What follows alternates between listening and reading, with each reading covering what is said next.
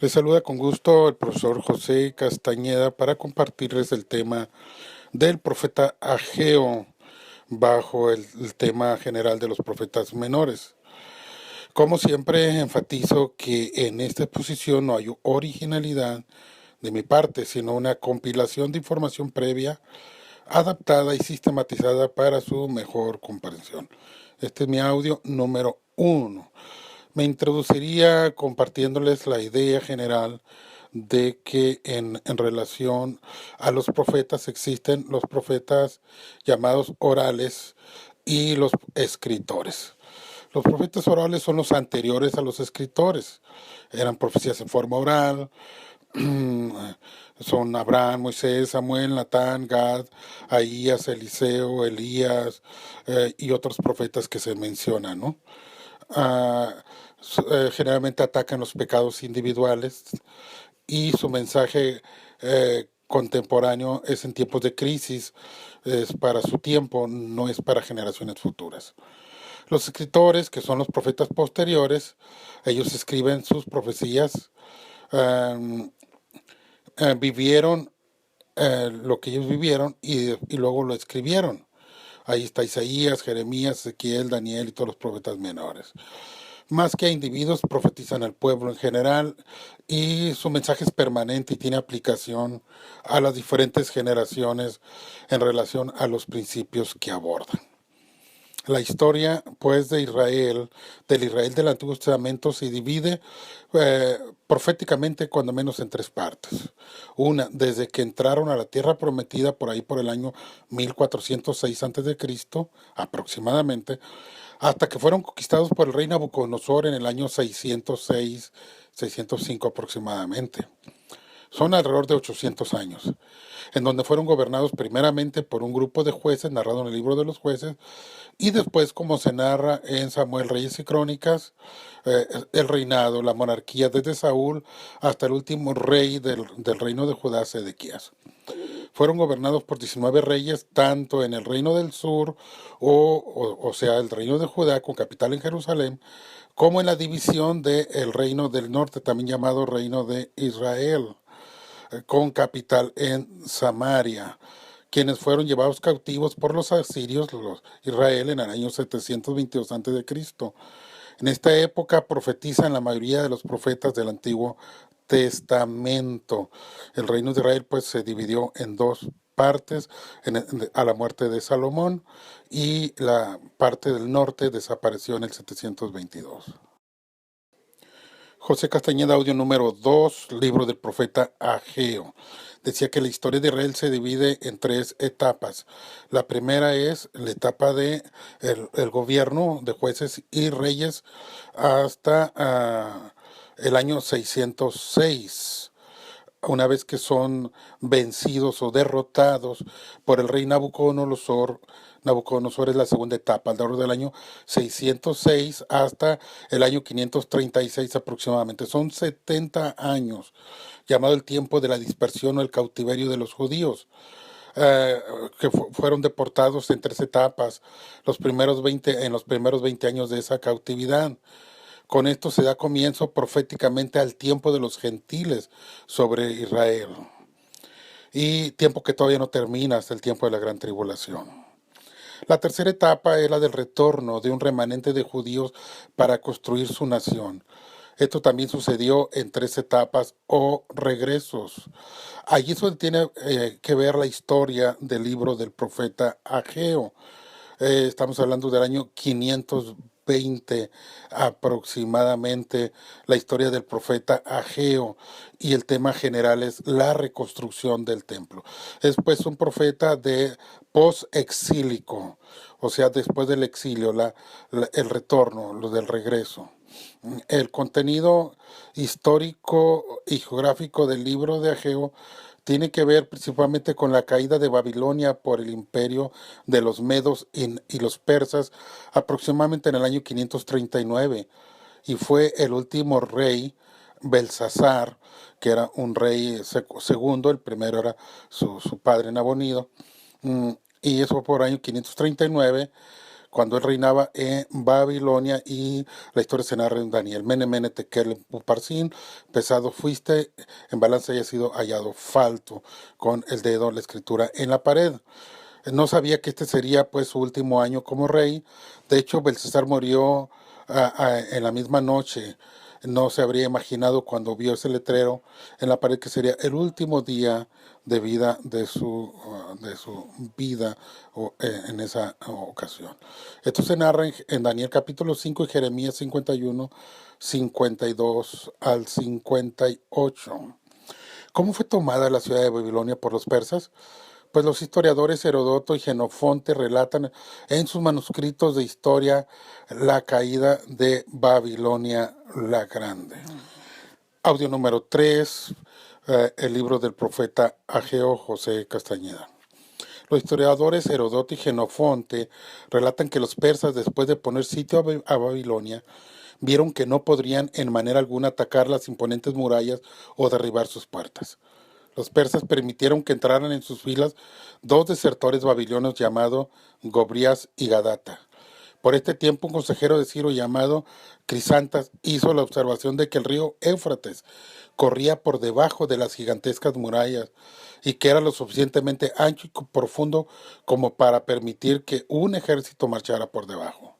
Ciro ordenó a sus tropas que cavaran grandes zanjas y los dos desertores trazaron planes para atacar a Babilonia desde dentro de sus murallas. Mientras que los persas estaban cavando canales para desviar el curso del río, los babilonios se reían y mofaban del enemigo aparentemente impotente a las afueras de sus murallas. Los babilonios se emborrachaban en una fiesta anual a sus dioses y celebraban su victoria sobre los persas sin darse cuenta que Ciro había desviado el río Éufrates desde debajo de las murallas de Babilonia y que en ese mismo momento estaba entrando a la ciudad con sus tropas. Podría decirse que la ciudad fue tomada sin pelear, gracias a dos desertores y a la borrachera de los babilonios. De este modo cayó de manera pacífica el 12 de octubre del año 539 ante Ciro de Persia, y desde aquel tiempo en adelante comenzó la decadencia de la ciudad de Babilonia. Es Ciro, pues, quien emite un edicto que permite el retorno de los judíos a Israel para restaurar Jerusalén, probablemente por la influencia de un personaje importante en la caída también de Babilonia, y que fue el profeta Daniel. En virtud del generoso patrocinio de Ciro, por lo menos 50,000 personas regresaron de Babilonia entre el año 536 al año 444. Y reanudaron su residencia en Judea según Esdras 1, 1 al 4 y Esdras 6, 3 al 5. Supondríamos pues que los judíos exiliados en Babilonia por 50 o 70 años, desde el año 605 o 597 o 586, pues fueron llevados en tres grupos hasta el año 536. Ellos se supone que estarían más que ansiosos por volver a casa. Pero habiendo seguido el consejo de Jeremías, se establecieron en Babilonia, construyeron casas, sembraron huertos, contrajeron matrimonio y crearon sus familias. Algunos tuvieron mucho éxito en los negocios. Los niños nacidos en el exilio ya tenían más de 50 años y tenían hijos y nietos propios. Así que no todos querían desarraigarse y volver a una tierra que nunca habían conocido. Audio número 4, José Castañeda. El tema del libro del profeta Ageo. Aparte de los que retornaron a Jerusalén, una considerable comunidad judía permaneció en Babilonia por siglos, convirtiéndose en un centro de erudición judía que produjo, entre otras cosas, el conocido Talmud babilónico. Por lo tanto, el retorno en el año 538-536 solo abarcó una fracción de los exiliados. Así como Judá fue deportada en tres grupos, así también regresaron en tres grupos. El primero fue con Zorobabel. Regresó bajo las órdenes del rey de Persia, Zorobabel, príncipe de la casa de David, cabeza civil o política de los judíos, así de que es un descendiente del trono quien viene como gobernador. Y Josué, cabeza religiosa o eclesiástica como sacerdote.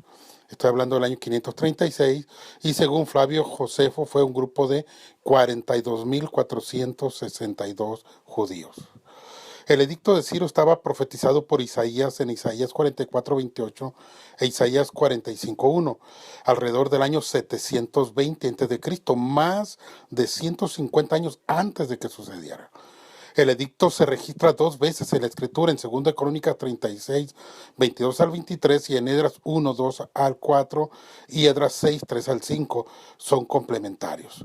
Se promueve entonces una orden para reconstruir el templo con fondos del tesoro persa. Quizás, como decía yo, Daniel estuvo involucrado en esto. El permiso de Ciro quedó como letra muerta por muchos años, según Esdras 4, 1 al 5, pues aunque habían regresado y edificado el altar de los holocaustos, Esdras 3, 2 y 3, y puesto los cimientos del templo, Esdras 3, 8 al 10, fueron intimidados a desistir por los celos de los samaritanos, a quienes los judíos les habían negado la participación para trabajar en la obra de construcción, narrado en Esdras 4, 1 al 5, Esdras 5, 16. Así que, aunque comenzaron a construir el templo, no lo lograron la reconstrucción completa en aquel primer impulso por la oposición de los samaritanos.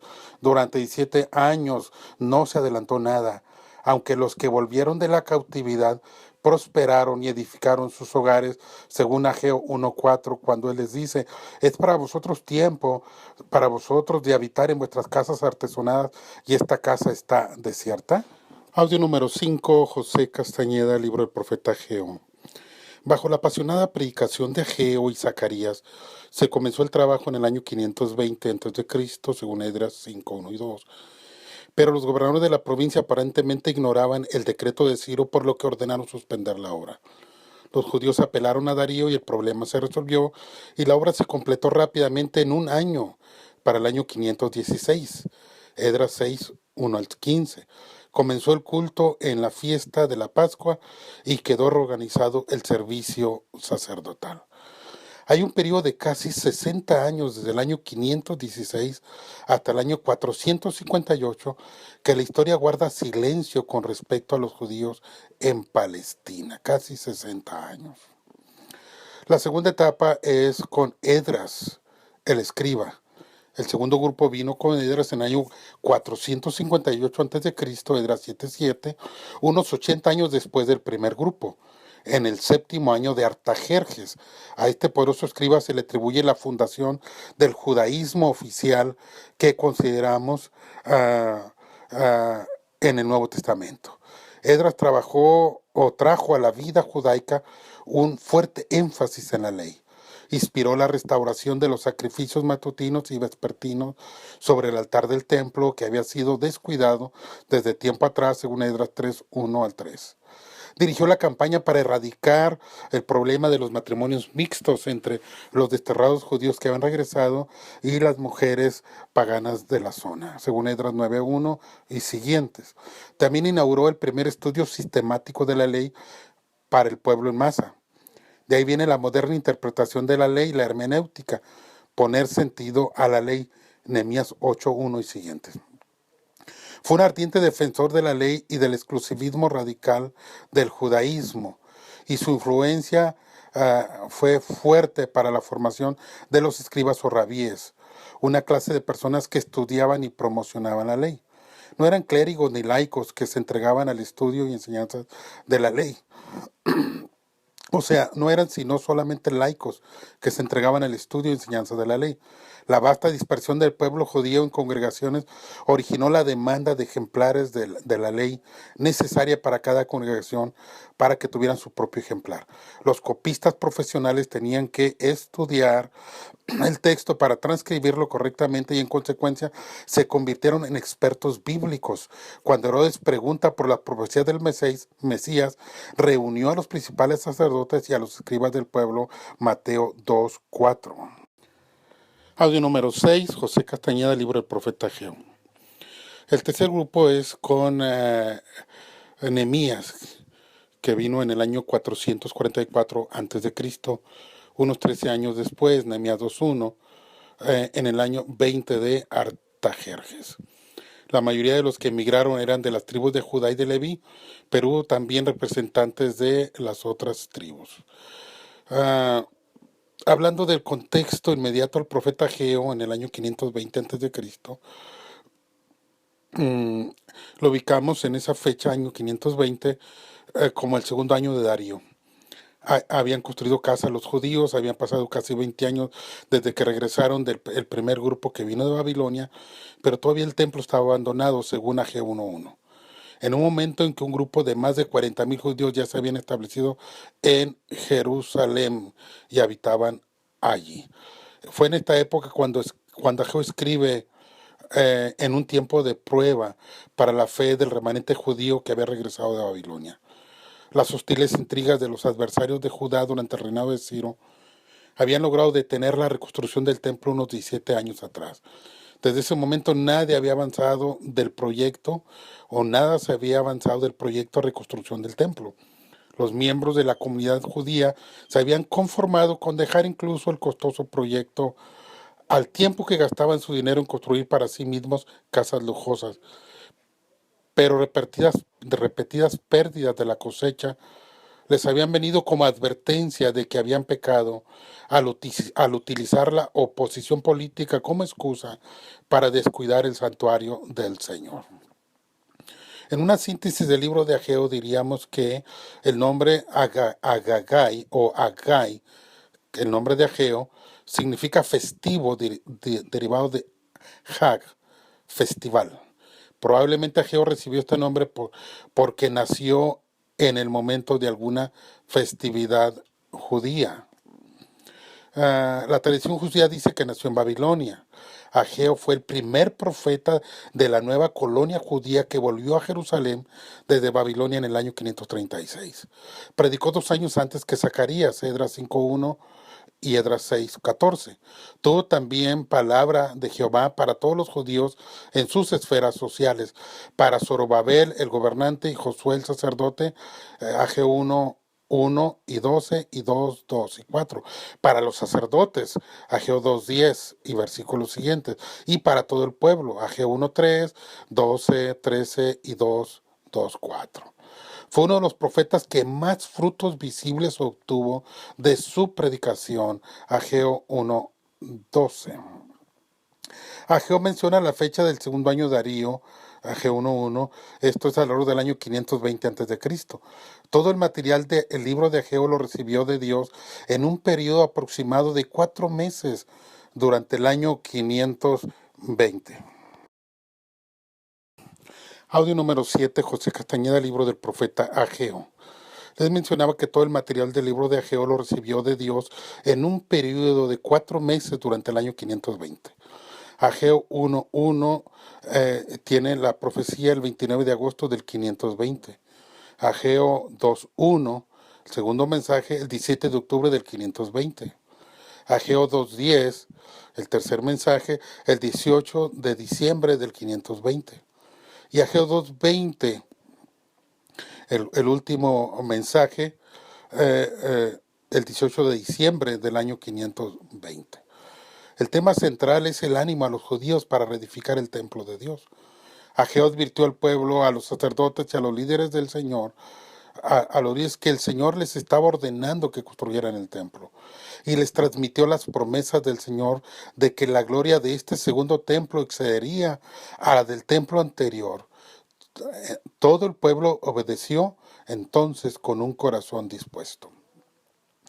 El tema de esta profecía es que si el pueblo de Dios coloca en primer lugar el programa de Dios, la casa de Dios y la adoración al Señor, entonces la pobreza y el fracaso actual darán lugar a una prosperidad en función de su fidelidad al pacto. Los textos claves son Ageo 1:8. Subid al monte y traed madera y reedificar la casa y pondré en ella mi voluntad y seré glorificado, así ha dicho el Señor. Ageo 1:14. Y despertó Jehová el espíritu de Zorobabel, hijo de Salatiel, gobernador de Judá, y el espíritu de Josué, hijo de Josadac, sumo sacerdote, y el espíritu de todo el resto del pueblo, y vinieron y trabajaron en la casa de Jehová de los ejércitos, su Dios. Las palabras claves son casa o templo 8 veces y considerar 5 veces. El primer mensaje trata sobre el descuido del templo, y que es la causa de la depresión económica, y viene el llamado a reconstruir el templo. 29 de agosto. Es un reproche por la indiferencia del pueblo a la casa de Jehová. Allí viene el reto del tiempo. Segundo año de Darío el Grande, año 520 a.C., 1:1. El profeta es Ageo. Los destinatarios son Zorobabel y Josué de este mensaje. El mensaje está del 1, verso 2 al 11. Por su apatía ante la reconstrucción del templo, Dios le negó el producto del campo, verso 1:10. Y la respuesta es la obediencia, versos 12 al 15 del capítulo 1. Por efecto de la amonestación, el pueblo comenzó a trabajar, versos 14 y 15. Audio número 8, José Castañeda, libro del profeta Ageo. El segundo mensaje es sobre el ánimo a continuar con la obra del templo reconstruido. Capítulo 2, versos 1 al 9, 17 de octubre del año 520. Mensaje de aliento para Zorobabel, Josué y todo el pueblo a que continúen la obra sin desmayar. Trata sobre el ánimo de Jehová y la gloria del templo mayor que la primera. El mensaje número 3 es para la impiedad que invalida las bendiciones. Capítulo 2, versos 10 al 19, 18 de diciembre. Reprensión al pueblo por causa de su descuido moral.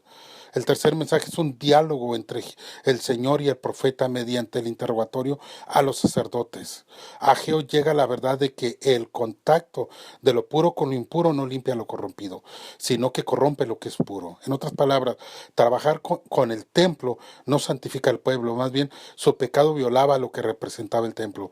Por esta razón el Señor castigaba a la tierra con una producción disminuida, y con el arrepentimiento del pueblo Dios les bendeciría, verso 19.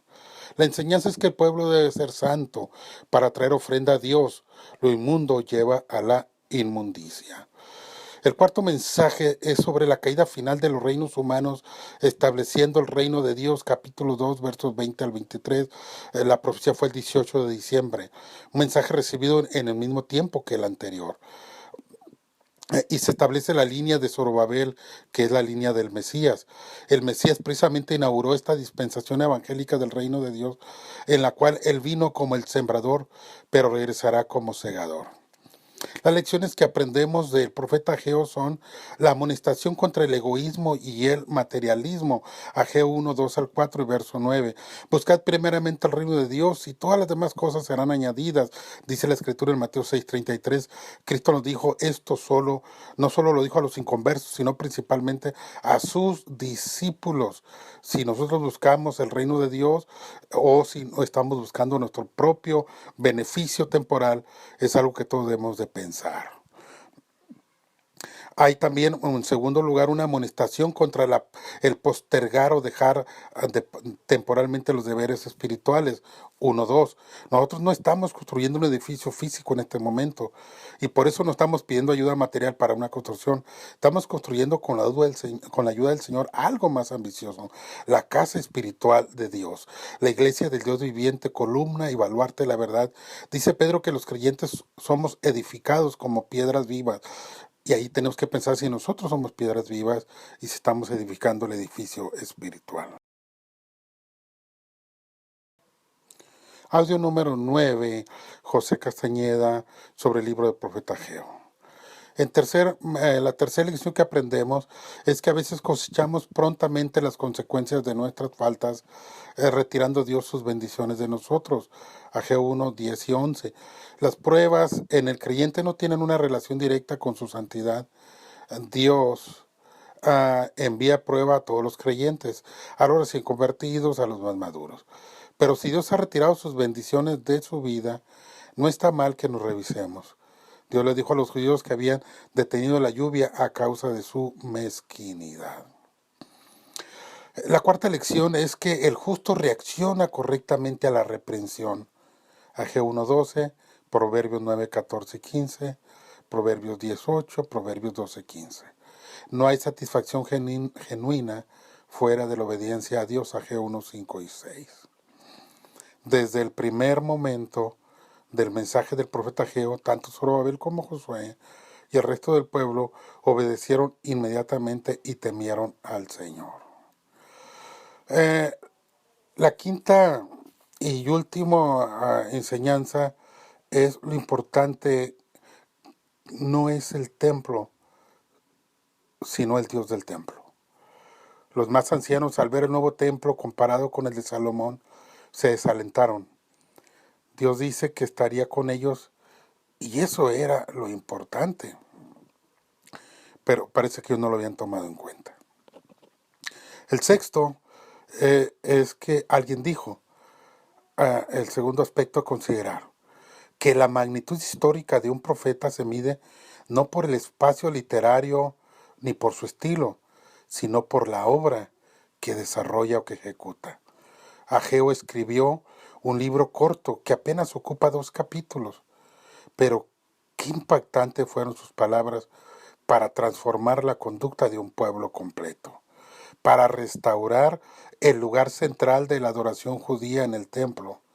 Dios, en su providencia, utilizó a Herodes el Grande para restaurarlo estéticamente ese templo, convirtiéndolo en un templo más hermoso que el de los tiempos de Salomón. Pero sobre todas las cosas, un templo más honroso, eh, porque el Mesías mismo lo visitó. Finalmente Dios convocó, llamó, eclesia, a sus escogidos en Cristo para que formasen de manera espiritual ese templo que es la iglesia.